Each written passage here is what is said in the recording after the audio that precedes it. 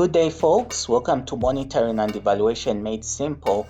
I'm your host, Coach Alexander. So today we're going to be looking at how do you develop a results-based M&D system. So without wasting much time, let's go straight to the training. But before we do, I just wanted to talk about a course that I'm running called How Do You Develop or Set Up a M&D System Step-by-Step Guide. So this is the best course I've ever produced on Udemy. There are quite a number of courses I'm running there, but I would like you to enroll in particular this one because it's a very good course. I have a coupon code below, so please use this coupon code so that you can qualify for the best discount, okay? So that's all I have to say right now. Okay, so the course outline for this particular training, I'm going to talk about what is a results-based M&D system, okay? Then afterwards, I'm going to explain to you the components of a results-based M&D system. Then I'm going to give you the 7 step-by-step process to developing an M&D system. Then also I'll talk about how implementation of an M&D system is actually done, okay? So as usual, in most of the videos I have on this channel, I have timestamps. Okay, these timestamps are simply there in order to make sure that you get the best content out of the video, because this video I'm doing is pretty long. So if you want to get to a specific subject that I'm talking about, just use the timestamp and you'll be home and dry. So without wasting much time, let's go straight to business. I know you're here so that you can learn how you can set up an M&D system. Alright, so first of all, I want us to discuss clearly what is a results-based M&D system. You know, monitoring and evaluation, in my view, is quite easy to understand, but usually it's the implementation. So the results-based, when you look at the word itself, results-based, it has certain keywords that will give you a very clear understanding of what we're talking about. So those keywords, we've got 3 of them mainly. These are the 3 main keywords that are in a results-based M&D system. So we've got, of course, the keyword called results. Okay, so when we talk about results, we're simply talking about the achievements that have been done as a result of a project's interventions. You see, so these achievements, they can be either short to medium term, they can be long term, or they can even be short term.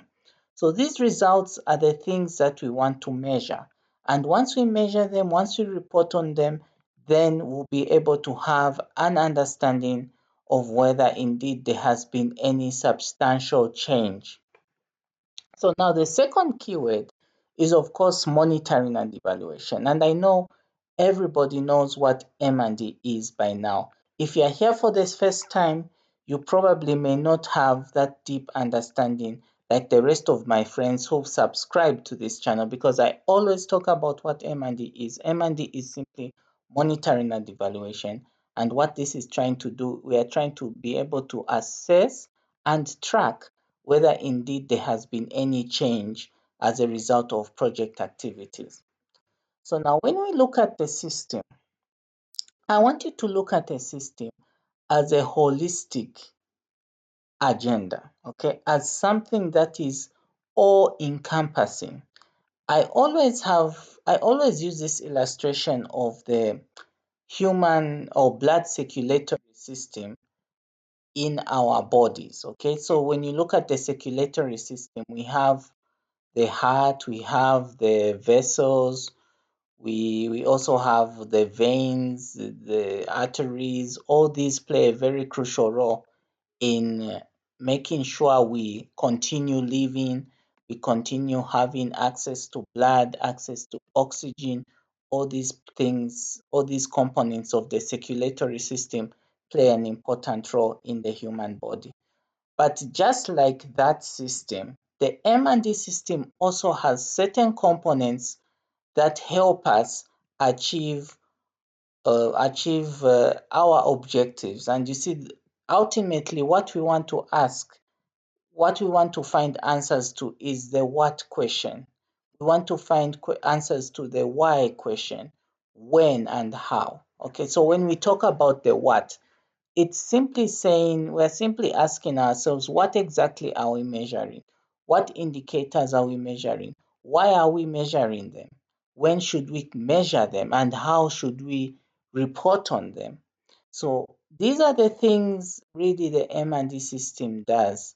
And it's so important to have one in every organization. It's so important, okay? That's all I can say right now. So I've given some kind of diagram to help you understand what exactly we are talking about. All right. So it all begins from the situation. All right. That is where it all starts from. We all have problems in this world. Some of these problems are big, some of them are small, but most of these projects are trying to solve the big problems. So we've got problems, let's say high poverty levels in a certain community is a big problem all over the world. We talk of, you've seen it for yourself, the high percentages of hunger, and that subsequently leads to death. So now, when these problems have been clearly defined, there are obviously going to be those interventions, okay, that have to be carried out. So now, as you can see, we have here the situation and the problems.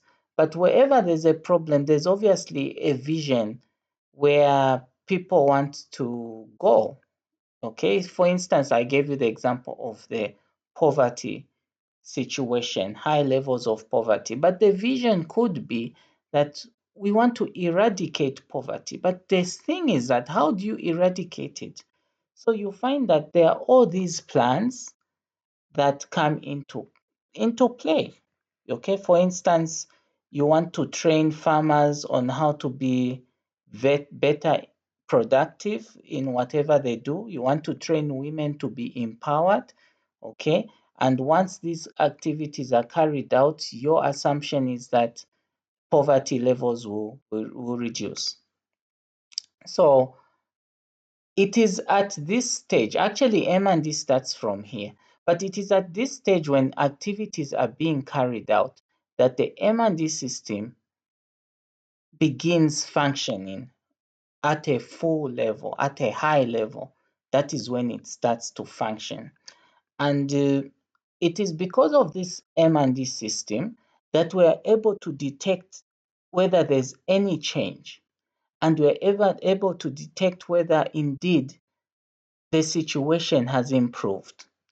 So now the challenge is that if this system is not developed at the right time, you'll find you can get misleading information.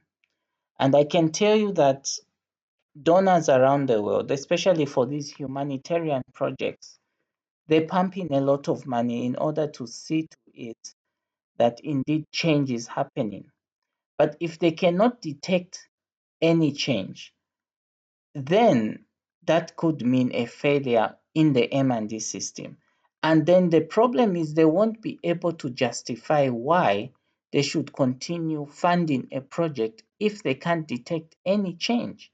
So I've heard this from many colleagues, at least anyway, I've not really experienced it, but from my fellow experienced colleagues, they've told me that actually to get to be guaranteed of funding from any donor around the world, you need to have a very strong M&D system, because that not only promotes transparency, but it also promotes accountability. All right. So now, what are the components of an M&D system? Like I earlier mentioned, I gave you the example of the human circulatory system. All right, we have the heart, we have the different blood vessels that play an important role in keeping us alive, because without blood, without oxygen, we can't live. So the same goes with an M&D system. What are those components that will help it function properly? I must mention, guys, and this is extremely important, even whatever you do around the world, it's the funding. In my experience, I have seen that funding varies, and it could be because of the leadership. If you have a leader that is really driving the agenda for monitoring and evaluation, I can guarantee you that the funding levels will be quite high, because this is a leader who understands how important it is to have this system running in any organization. Okay, so in my experience, what is crucial is to have an M&D system whose funding is 10% of the overall project funding. And I think that's how it has been for many organizations. Others have it a bit higher, but others could actually not even have any commitment at all, because organizations' level of understanding when it comes to M&D varies. Others see it as important, others don't really feel it's necessary because they have a system already running which they feel is an M&D system, but yet it's not really, because uh, it's totally different, so to say. So it's always good to secure the funding when you are doing a proposal to any donor, or whether you yourself are managing funds for a project, any project around the world. Please ensure that you have secured funding for monitoring and evaluation. The next point is you need to have the M&D personnel, and we're talking about the right staff. There is this notion that monitoring and evaluation can be done by anybody. Well, it's true, okay? But it's also the same with any other career. Anyone can do any career. But the point is that we need to have the specialized staff actually doing these monitoring and evaluation activities. So you won't have a project manager doing M&D activities. He may have that understanding, but he may not be actually specialized. And what I've seen over the years is that this can be very costly, because when you have a project manager assume the role of an M&D coordinator at the same time, if his subordinate gives him or her some kind of advice to better improve systems, you'll find that this project manager may feel that he is being challenged. Okay. And that is why sometimes, because of that mentality, things won't move. Okay. Things will stagnate. And it's usually good to just get the person responsible for this, and like choosing any kind of staff to do this job. So now the M&D plan is a very important component. And the M&D plan, if you've seen in my different videos I've posted on this channel, you're going to actually understand and realize that the M&D plan is, to me, is the most important document for any system, for any organization, because it details exactly how the monitoring and evaluation will be carried out in the organization. It will give you timesheets, it will give you tools, it will give you the budget, it will give you the personnel, guidelines, procedures. Everything should be in that plan. So it's so important to have it, because if you are not doing things using a standard, you're going to discover that you'll be doing more harm than good to your organization. So it's really important at inception of a project that all these documentations, whether they are procedures, whether they are guidelines, should be put in place. Okay. And another thing is that because sometimes you'll find that an M&D coordinator may leave his post and join another organization. The person who should take over should not take over without knowing what procedures are required in that organization. So those things are clearly outlined in the M&D plan. Okay, so it's really important that before you start your implementation, ensure that all these components of a M&D system are addressed. Okay, so now let me explain the 7-step process to creating a monitoring and evaluation system. This is overly summarized, okay? But in the course that I'm running on Udemy, I've detailed this at such a great level that that's why I keep on encouraging all my students to enroll. So the first step is to conduct an internal M&D systems audit. Okay, so now look at the steps carefully. You've got step 1, conduct an internal M&D systems audit. You've got step 2, take corrective actions on the weaknesses. Step 3, agreeing on outcomes to monitor and evaluate. Step 4, developing the M&D tools. Step 5 to 7, setting the baseline M&D system piloting, taking corrective action and implementation. Okay, so now let me run through this to you. Right away. Let's go into it, guys. Let's start. When I first learned about the M&D systems audit, I can tell you that I felt a bit nervous because at the time I was I was managing some projects which needed a lot of technical support in M&D. But then in my organization, they brought in a new guy who actually came in to offer support in monitoring and evaluation. And it was my first time to hear the word M&D systems audit. And because at that time I was a bit young, I didn't really know how to handle these things of M&D in an organization. So now when I heard the word M&D systems audit, I thought it was actually a financial audit. But let me tell you guys, an M&D systems audit is not anything near a financial audit.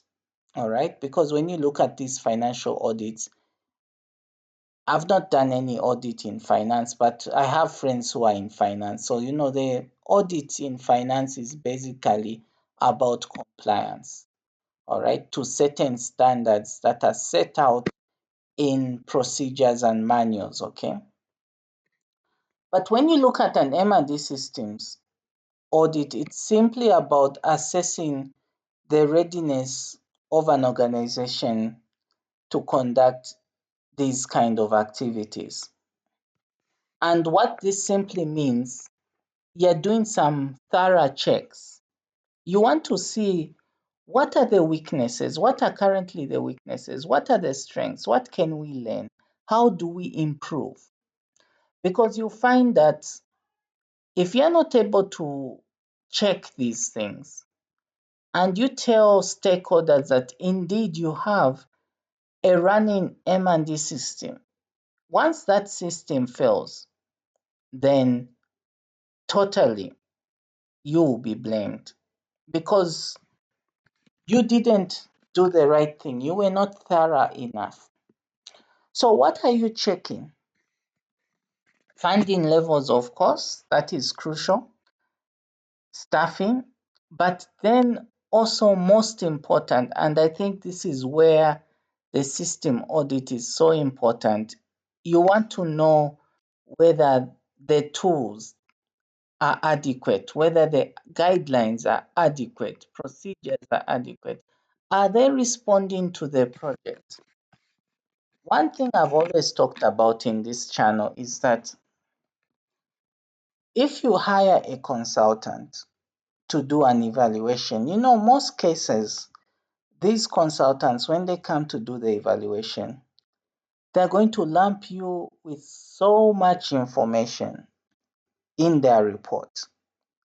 And sometimes, because of that, it is so difficult to draw conclusions. You are left guessing whether the project has indeed succeeded or not. So, one of the best things in order to cure the reporting of unrelated information is to ensure that the tools that are developed are responding to the project's objectives and goals. And to do that, you simply get the tools. If you're employed in an organization, you are called upon to do an M&D systems audit. If I were you, I would make sure I get hold of all the tools that have been used and try to fully understand whether these tools are answering the question that the project is trying to respond to. This systems audit is not a time to finger point at anyone.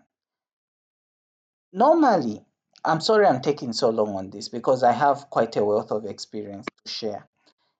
Normally, when you do an M&D systems audit, even an evaluation, when you're communicating negative information to the people who are managing this system, it can pain, it can lead to maybe some arguments or quarrels. But it is in the manner that you package your findings. If you're going to be aggressive, then your response will be quite poor.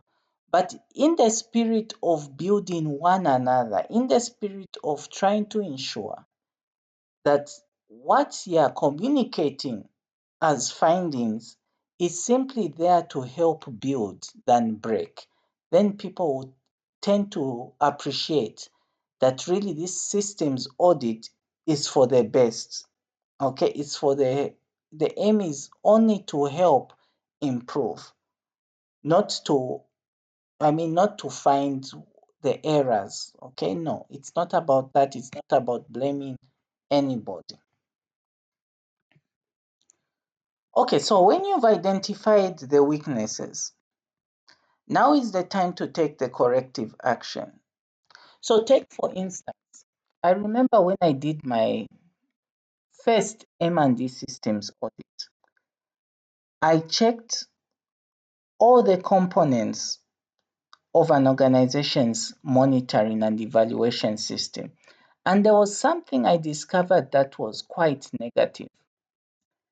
And that thing was that this organization, even though they were monitoring certain indicators, they didn't have indicator reference sheets.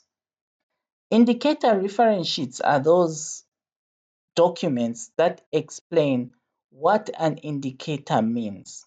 So let's say your project has maybe over 30 different key performance indicators that it's measuring. It is really important to have indicator reference sheets to define does this indicator mean. Let's say, I give you an example. If you want to measure somebody's poverty levels in a certain household, the UN defines poverty levels as anyone living on less than $1 a day. I haven't checked it of late, but that's what I remember. Anyone living on less than $1 a day is poverty stricken. So that is an indicator in itself. But did you know that poverty levels has different meaning to different people? Because the UN is saying, yes, it's less than $1 a day. But to someone else, poverty levels could mean that this person doesn't eat 3 meals a day. Or poverty levels could mean this person doesn't have a properly built house. So he or she is living in poverty.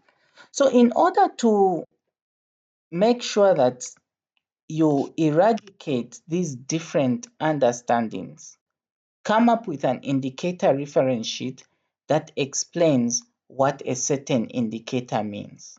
Then you cure this notion that people have different views on a certain indicator. So that is what I discovered when I did this M&D systems audit. So it helped to take corrective action. What I did was to develop these indicator reference sheets, and in my view, it helped the organization a lot. Okay, so the next step, step 3, is that you need to ensure that you agree on the outcomes to monitor and evaluate. This is where it gets very interesting, dear friend. At inception of any project, you agree with me that stakeholders will come together to develop a project, and in that project, it will clearly define what that project intends to achieve. So it is at that stage that even the stakeholders come up with key performance indicators that will be used to monitor and evaluate. So when you come in as an M&D officer, let's say you found a project running and you are hired to monitor and evaluate that project. So when you come in, you're going to discover that the project is clear on what information you should be collecting. So at that stage, you don't need to reinvent the wheel, because these indicators were already agreed. And those are the indicators you should be measuring. If you are going to add more indicators, that is where now you can bring together the very same stakeholders, ask them their point of view, ask them whether you need to add more indicators or whether you should add more indicators, or you could simply recommend to them. So it is at that stage, after you've given them what additional information you need to draw effective conclusions, then it is at that stage when everybody should agree.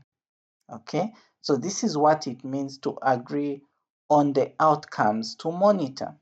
I mentioned earlier on, you see, results based M&E is all about gathering information that will help you understand whether any results were achieved, whether any change was achieved, whether positive or negative. So you have to ensure that all these things are agreed upon at the beginning of any project. The next part is to develop the tools. This is where it gets also very interesting, guys, because it is using these tools that you can collect the information that will speak to the strategic plan or the project. So now, how do you develop these tools? I've seen quite a lot of tools in my time. And sometimes I even wonder, yes, this tool has been developed by a well-known, a well-known staff member, rich in experience, but you discover that there are loopholes. This tool is not completely answering what the project requires. I have to tell this to you, that tools are so important, because without them you cannot collect any data. So what data should you focus to collect? Look to the log frame, go to the logical framework and look for those indicators. Then use those indicators to develop the tools. It needs to be well aligned to the strategies, also to the national development plan of a country. I need to mention this to you guys. Maybe I overlooked this, but government is an important player when it comes to development work of a country. They have their own national strategy on how they're going to improve livelihoods. So it is to your advantage that when you're developing these tools, you want to collect information also related to the national agenda. And I have to also tell you this, that the national agenda of any country, most of these countries around the world, you'll find that you actually realize, sorry about that, you actually realize that these national strategies are well aligned to global strategies. Remember, I talked about the UN indicators, how they define poverty levels. The UN has sustainable development goals, okay? And each of those indicators have been well defined. And you discover that even at a national level, government may be collecting this data, which is linked to the global agenda. So it's all about streamlining because as a global village, we are interlinked. We all want to achieve the same goals. So even at a local level, as you are implementing your project, as you are developing the tools, make sure that these tools are well aligned to both the national agenda and the global agenda. Usually these tools are questionnaires, but sometimes, and I think this is where many organizations are going, you have an M&D system that is actually web-based. So when it comes to collecting this information, they may be using gadgets such as mobile phones to collect this information. And once they collect it and enter it in the mobile device, it is automatically sent to a server where it is stored. Okay, it is automatically sent, and that is also the place where you can get this data, do some analysis, and also report on it. All right, guys. So like I mentioned earlier on, I have the course running. I have a Udemy course running. I want you to enroll in that course. If you want to learn more about the steps that I talked about from step 5 to 7, please enroll in this course. Please, please. And make sure you use the coupon code. If the coupon code has expired for some reason, you can write to me at coachalexander23@yahoo.com to get an 80% discount. So that's the course again, how to set up a monitoring and evaluation system step by step. It's my best course so far, so I really want you to be part of what I'm doing, okay? So until we meet again, there is my Skype name. Please write to me if you have any questions. Until we meet again, I've been your host, Coach Alexander, and see you on the other side. Bye.